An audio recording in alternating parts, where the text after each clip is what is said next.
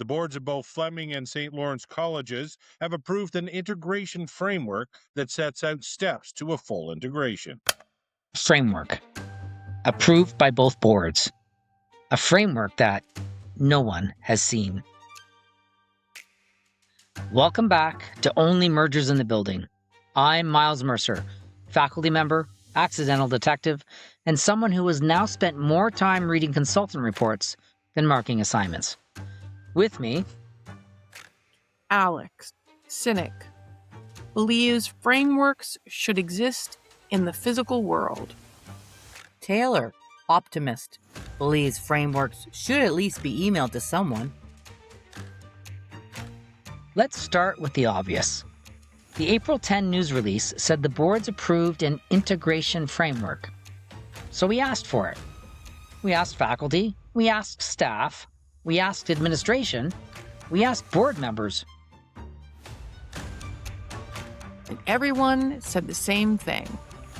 What framework? It's like the room 417B of documents. A merger of two public institutions affecting thousands of students, hundreds of employees, and multiple communities. And the foundational document is missing, or never existed, or exists somewhere we're not allowed to see. So we reached out again to the dean and associate dean to ask about the integration framework. I believe we may be the framework. No, you're not.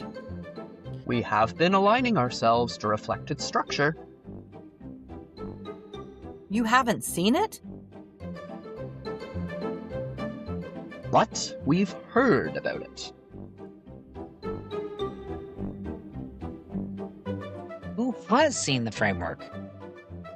That information is not available to us. You're the dean. Acting. The only people responsible for the framework had never seen it. Over here, behind the overgrown juniper bush that the grounds budget forgot to trim. Oh, great, it's her again. Did you bring more seagull timelines? I've migrated, Alex. We're dealing with something much bigger now. The integration framework. You're looking for the PDF, aren't you? Well, yes. The board supposedly approved it. We just want to read it. Read it. You can't read something that is hosted on a private Minecraft server owned by a lobbyist's nephew. It's coded. Are you saying the framework doesn't exist? Oh, it exists, but it's written in invisible ink on the back of those 36 community letters. If you hold them over the steam of the cafeteria's soup kettle, specifically on Tuesday, the Synergy Core logo appears. Okay, your conspiracy theories are starting to overlap with the spreadsheet oracle's soup prophecy. It's making my head hurt. Same loop. The framework is just a digital phantom. They tell you it's there, so you think there's a map, but they're just driving the bus with their eyes closed, hoping they hit a provincial grant before they hit the wall. Stay vigilant. You know, driving with their eyes closed would explain why the bus skipped our entire campus last week. Don't validate her, Taylor.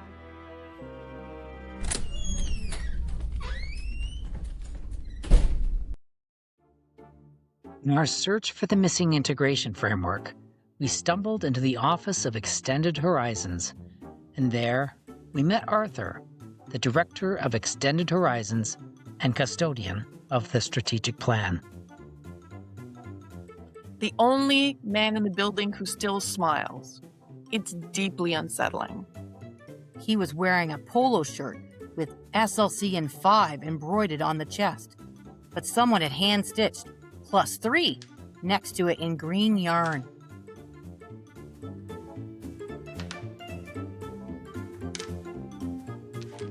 Shh! Don't breathe. The final domino is in place. Momentum is highly sensitive. If we lose alignment, we lose the vision. Arthur, what are you doing? I am mapping our destiny, Alex. Behold, SLC in 5, launched in the glorious golden year of 2019. Remember 2019? Money grew on trees. The pandemic was just a sci-fi movie concept, and international enrollment was a balloon that would never, ever pop. Oh, I love 2019. My Wi-Fi didn't drop every 5 minutes. Exactly! And to represent this era of unprecedented, unchecked growth, we chose the ultimate symbol of corporate stability, the domino. Dominoes? As in the things that are famous for falling over in rapid chain reaction of total collapse? No, Alex. Dominoes as in linear kinetic momentum. One thing hits the next, which hits the next. Look at this gorgeous row I've set up. This represents our program offerings. This one represents our budget. And this big one at the end represents our structural independence. But Arthur, 2024 arrived. The 5 years were up. The world had changed. The federal government capped study permits. Enrollment plummeted. The balloon didn't just pop, it shredded. So, did you write a new plan?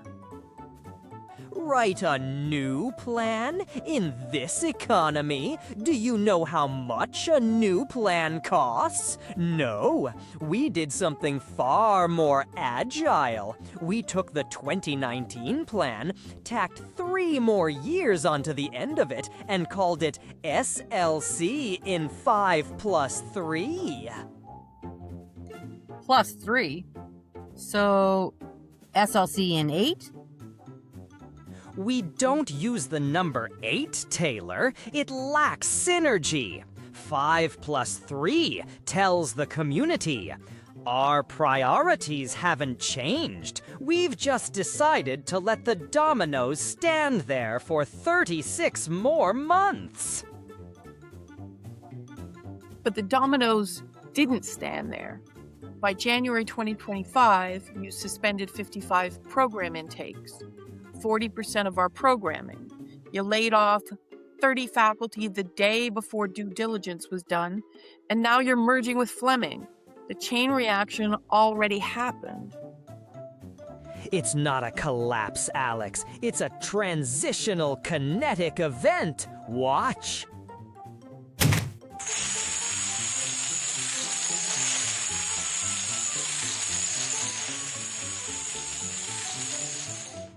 Beautiful! Did you see that? The budget domino hit the program suspensions, which triggered the support staff layoffs, which knocked over the School of Business, which directly initiated the emergency merger protocol. It aligned perfectly. Wow, it really is a chain reaction. Arthur, you are standing in a pile of plastic rubble. Rubble, or the framework of the future? I'm going to set them up again. This time, we're calling it SLC in 5 plus 3 plus 1 year integration. It's a working title. We left Arthur to his plastic ruin. But as we walked away, the clicking sound followed us down the hall. A reminder that when leadership has no plan, they don't change direction. They just buy more dominoes.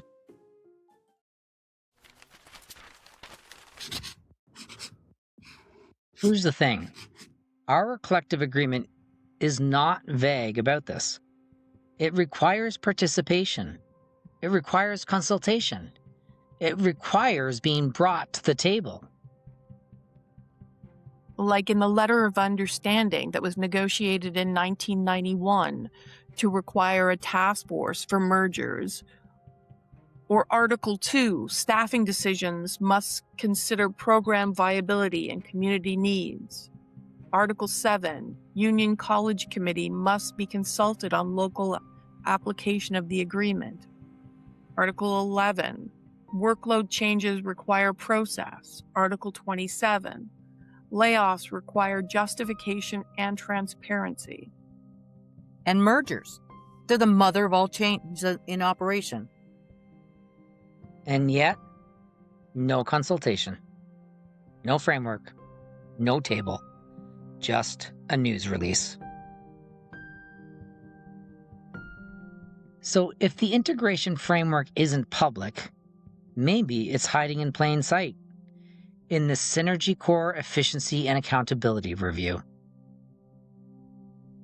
Because that report reads like a blueprint for a merger.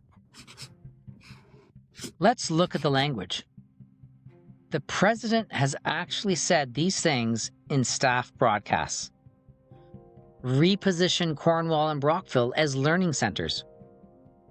Eliminate non-core activities. Reduce workforce to align with core activities. Eliminate or pause academic programs. Prioritize and expand high-demand programs. Shared resources with local partners and other colleges. That's not efficiency. That's consolidation. And consolidation is just merger with better PR. And then there was that Auditor General's report. The one faculty were so elated to see in 2021 when they saw what was an untenable situation. The following quotes are from the Auditor General's report warning the ministry in 2021. Public colleges' collective net assets increased $1.22 billion, 62%, from 2016-17 to 2019-20. 5 colleges, including St. Lawrence, would have incurred deficits without public-private partnership revenue. The ministry had not developed a strategy to reduce reliance on international students. Domestic funding per student was the lowest in Canada. So the ministry ignored the warnings. Colleges built reserves. International enrollment ballooned. And now the crash is being used to justify austerity. It's like watching someone ignore a smoke alarm for 3 years and then blame the firefighters. And then the layoffs. 30 faculty at SLC, 8 at Fleming last month, but dozens and dozens over the past 3 years. And then, of course, hundreds of staff at both colleges. All before due diligence was completed. All before any framework was shared. All before any consultation. Cuts first, justification later. Or never.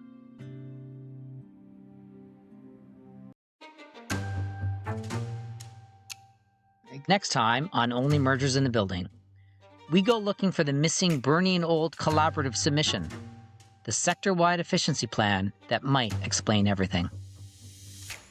If Synergy Core report is the local script, the BO report is the provincial one, and I'm sure it stinks. And we haven't seen it. Yet. We may just have to go out and grab our Ouija board before our mid-season finale next week.